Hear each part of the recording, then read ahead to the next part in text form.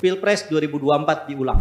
Jokowi salah tentang kita, bahwa dia meremehkan kita, bahwa dia menganggap kita tidak bisa berbaris. Ketika kita berkerumun sebesar apapun jumlahnya, berkumpul di satu stadion ratusan ribu, kalau keluarnya sebagai kerumunan, hasilnya itu bisa jadi kekalahan. Tetapi sedikit orang ketika dia bersiap dengan barisan, saya kira itu lebih menakutkan buat orang seperti Jokowi. Pansus DPR tentang Pilpres 2024 ini penting untuk kita gemakan, kita jadikan usulan publik yang luas. Hasilnya seperti apa ya nanti akan terproses sendiri. Jadi kalau semua orang di Indonesia sudah berbicara tentang pansus dan lain-lain, itu sumbangan yang berarti dari setiap orang. Teman-teman anak muda yang punya TikTok ngomong soal pansus.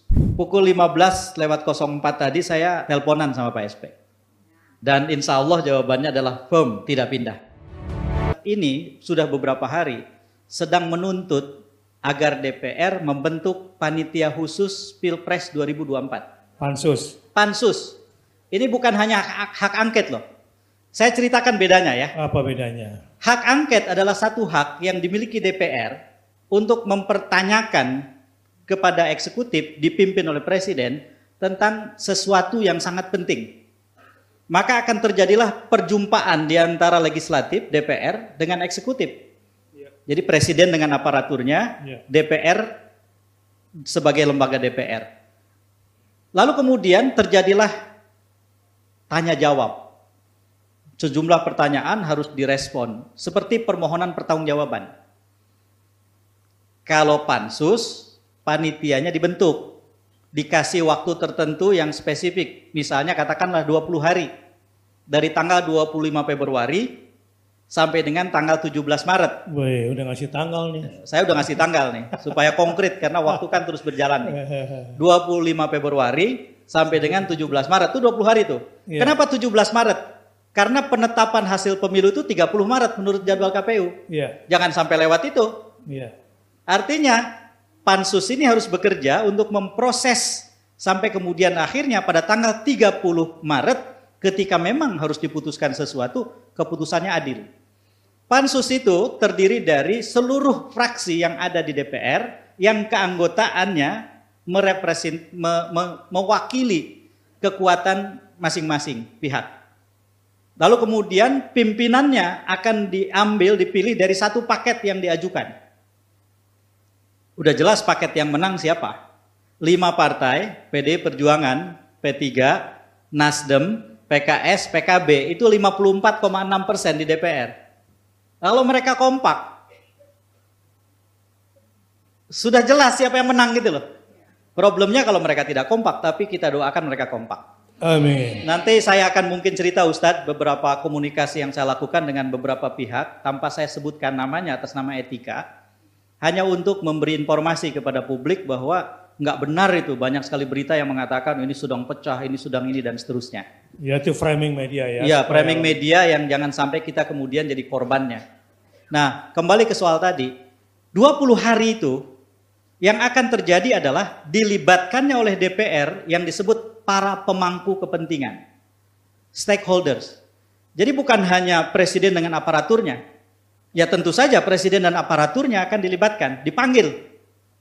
Akan dipanggil Kapolri untuk menjelaskan dari pertanyaan-pertanyaan anggota pansus. Apakah benar peristiwa ini terjadi? Apakah benar ini terjadi? Apakah benar ini terjadi? Kenapa kepolisian membiarkan ini terjadi? Kenapa mobilisasi aparatur ini terjadi sampai setingkat ini? Kapolri yang harus menjawab. Kepala desa juga bisa dipanggil? Ya, Mendagri. Mendagri dipanggil untuk menjelaskan banyak sekali hal. Panglima TNI dipanggil.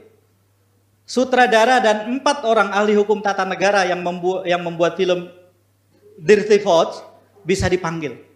5 orang ahli hukum tata negara bisa dipanggil, termasuk Bang Yusril misalnya ada di situ. Tapi kan ada Profesor Denny Indrayana, ada Profesor Jenderal Arifin Mukhtar dan lain-lain. Jadi dipanggil itu. Gerakan-gerakan civil society yang berkait dengan pemilu, pelaporan kecurangan pemilu, kejahatan pemilu bisa dipanggil. Dan apa asiknya? Pimpinan pansus bisa mengatakan bahwa kegiatan panitia khusus ini terbuka untuk publik. Bayangkan 20 hari siaran langsung. Semua kebokbrokan itu akan mengapung di atas permukaan. Kalah tuh drakor tuh ya. Pada ibu-ibu. Dan kalau kemudian ini dilakukan Ustadz, kalau ini kemudian dilakukan, satu hal yang menurut saya jelas adalah kita membuat kanal atau saluran untuk orang-orang yang marah. Sehingga kemarahan itu tidak tumpah di jalanan. Sehingga kemarahan itu tidak menjadi kegiatan pengerusakan. Sehingga kemarahan itu kemudian berproses menjadi perlawanan, itu yang penting. Kesalahan kita sebagai warga negara atau sebagai umat seringkali adalah lebih senang marah, tidak suka melawan.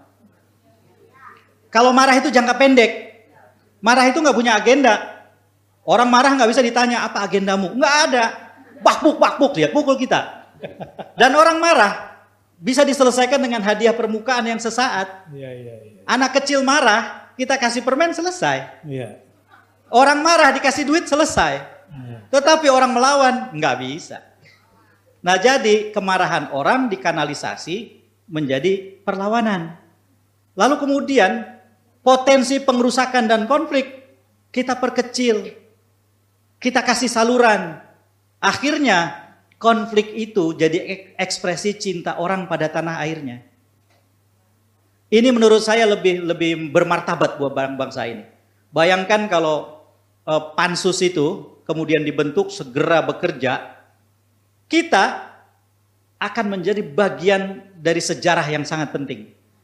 Tidak boleh ada presiden sehebat apapun dia menurut pendukungnya, setinggi apapun tingkat kepuasan orang sama dia katanya, tidak boleh dia dibiarkan melakukan banyak pengerusakan terhadap bangsa ini tanpa kita buka semua itu, sehingga semua presiden setelahnya tidak boleh lagi melakukan kesalahan yang serupa. Kita tidak punya dendam. Sekarang saya tanya, siapa yang punya dendam sama Jokowi?